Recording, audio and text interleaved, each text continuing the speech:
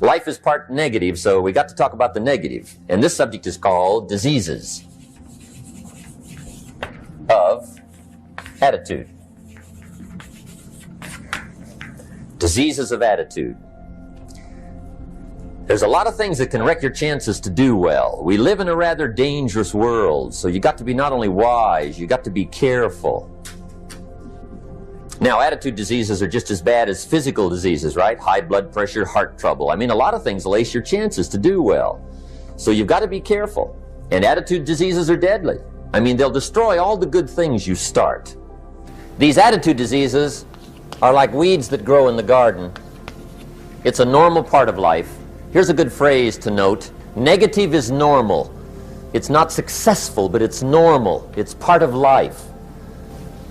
And here's the next key, in my opinion. You must learn to handle the negative. Don't ignore it. Handle it. Now, I know some people teach the other way. And listen to them. And listen to me. And then make up your own mind. Right? Don't be a follower. Be a student. But I say you got to handle the negative. You don't have to live in it. You don't have to dwell on it. But you do have to handle it, my opinion. Here's what part of it is. It's called the great war between good and evil. And there is a war on. The minute you were born, you got involved in the war between good and evil, between darkness and light, between negative and positive, between evil and good, between tyranny and democracy, between weeds and human activity. I mean, the war is on. If democracy sleeps, guess who never sleeps? Tyranny. In the absence of light, guess what's automatic? Darkness. If good does not arouse itself and become active, guess what moves in? Evil. It's a war. A mental war, a physical war, a financial war, between enterprise and ease, between accomplishment and failure. It's a war. That's why there's an Old Testament phrase that gives the best advice for human activity when it says, 6 days labor, 1 day rest. Now, I'm sure we've taken that to mean, don't work all 7 days, take one off. Here's what it also means, only take one off, or you're liable to lose the war. Now, we've got it down to 5 and 2, and maybe that's not too dangerous, I don't know. If God would have thought of 5 and 2, he might have made it 5 and 2, I don't know. But here's what it does mean. Enterprise is better than ease. If you rest too long, the jungle overtakes the village. Now here's the good news about the war between good and evil. Evil is no match for good, but good must be active. Weeds are no match for human activity, but if you stand still, how far in will they come? All the way. They'll grow right up around your shoes. But if you get busy, how far back can you take them? As far as you wish. They're no match, but you must be active. That's why the 6 and 1. Make sure you're not losing the war by taking off too much. Guess what the average years are after retirement? 6. Which means don't retire. Your chances are too slim. The war between good and evil, the weeds. You got to make sure you recognize the negative, handle it, deal with it, and then go on. Let's make a list of the diseases of attitude that can wreck all your chances to do well. One of the words that destroys everything is called neglect. And I found this out. A week of neglect could cost you a year of repair. It isn't worth it. So what to be on the lookout for? Here's the list. If you were making it, you'd have the same list I've got. Right? We're not covering anything new tonight. This is a reminding session, not a teaching session. But it doesn't hurt to go over it again. Here's the list. Attitude diseases. Number 1 is indifference. The shrug of the shoulder. The guy's not even concerned. He's just drifting. This is called the mild approach to life. A disease known as mildness. The guy says, well, I can't see getting all that worked up. Well, to be any kind of winner, you got to get worked up. There's one problem with drift. You cannot drift to the top of the mountain. And the good Lord said in the closing chapters of the Bible, here's the best way to live, one way or the other. That's best. Hot or what's next best? Cold is next best to hot. Not the half-baked middle, lukewarm, not too hot, not too cold. What a sad way to live. I think what it means is pick a direction and go with everything you got. Just pick one and go. Somebody says, yeah, but what if it's the wrong direction? You'll find out quicker. It won't take you 25 years to wake up and say, oh no, I've been walking the wrong road. I told my staff the other day, next best to prosperity is adversity.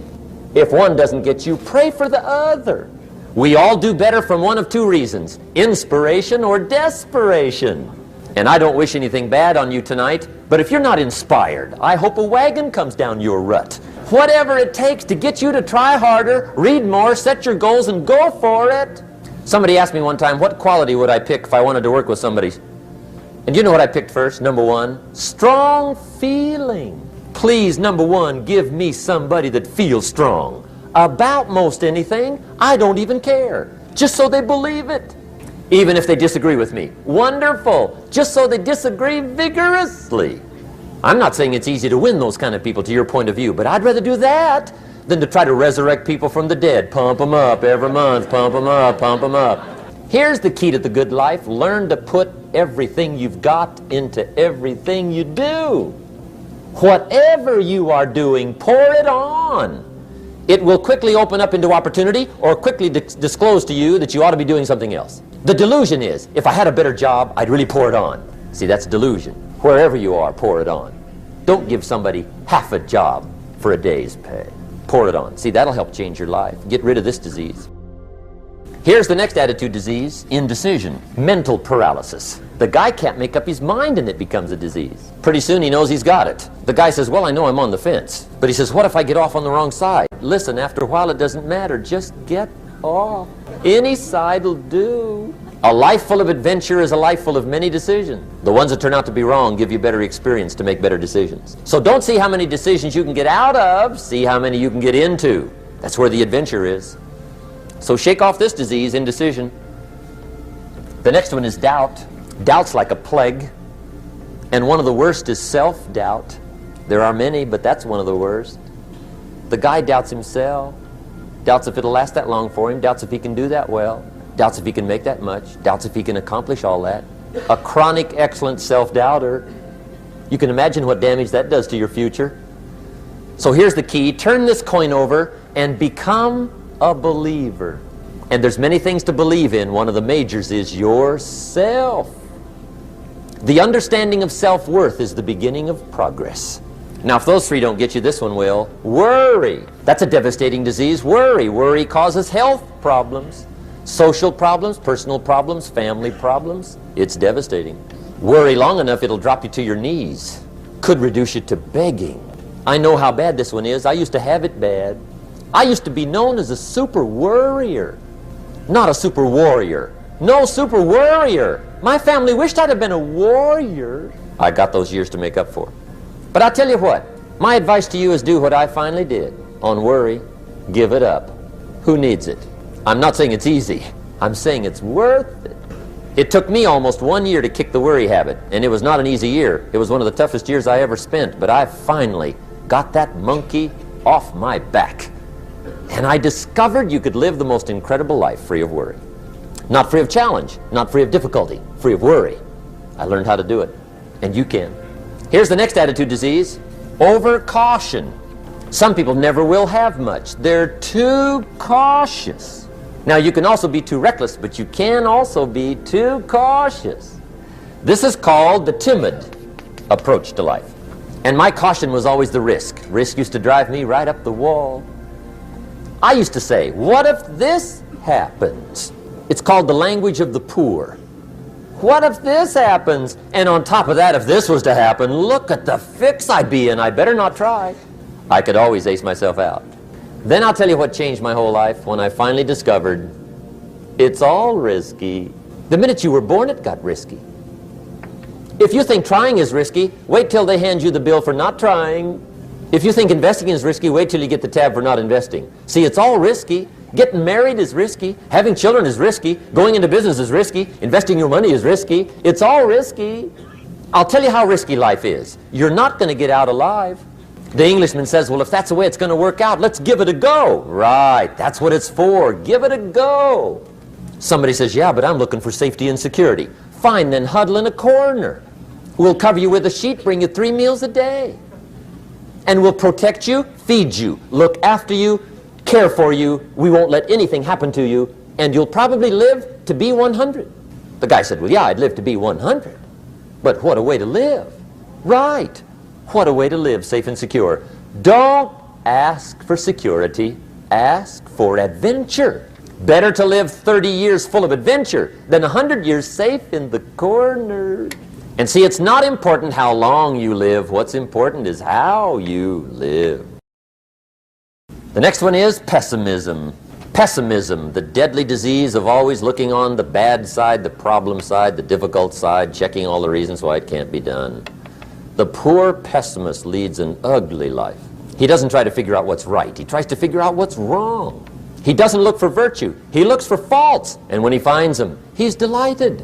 How ugly. This is the poor guy who looks through the window, doesn't see the sunset. He sees the specks on the window. And this is the poor guy, right, who rushes up, takes such leave of his senses. This guy rushes up and he says, I've got 5 good reasons why it won't work.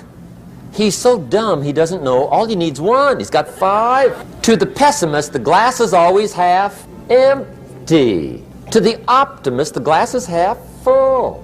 Why would the same measure affect people 2 different ways? Answer. It all depends on how you look at it. Our lives are mostly affected by the way we think things are, not the way they are. The way we think they are affects us most. The last disease, but this one is deadly. Engage in this one, indulge in it even slightly, and you might as well forget the future because it's going to forget you. Complaining, crying, whining, griping. A Bible word called murmuring. See, that'll ace your future. Spend 5 minutes complaining and you have wasted 5. And you may have begun what's known as economic cancer of the bone. Surely they will soon haul you off into a financial desert and there let you choke on the dust of your own regret. I hope I said that well, so you won't forget. It's a deadly disease. If you don't think it's bad, ask the children of Israel of Old Testament fame. Typical of us all, their story just happened to get in the book. Story says, children of Israel were slaves. God performed a series of dazzling miracles and got them out. And now they're heading for the promised land. Remember the story? Heading for the promised land. Tragedy of the story, they never got there. Reason, from day 1, they started to complain. They griped about the water. They griped about the weather. They whined and cried and griped about the food. They griped about the leadership. They whined and cried because it was too far, too cold, too hot, too difficult, too miserable. I mean, they whined and cried for years. Finally, God said, I've had it, trip canceled. The story says they died in the desert, never got to the promised land. Which I think means 2 things.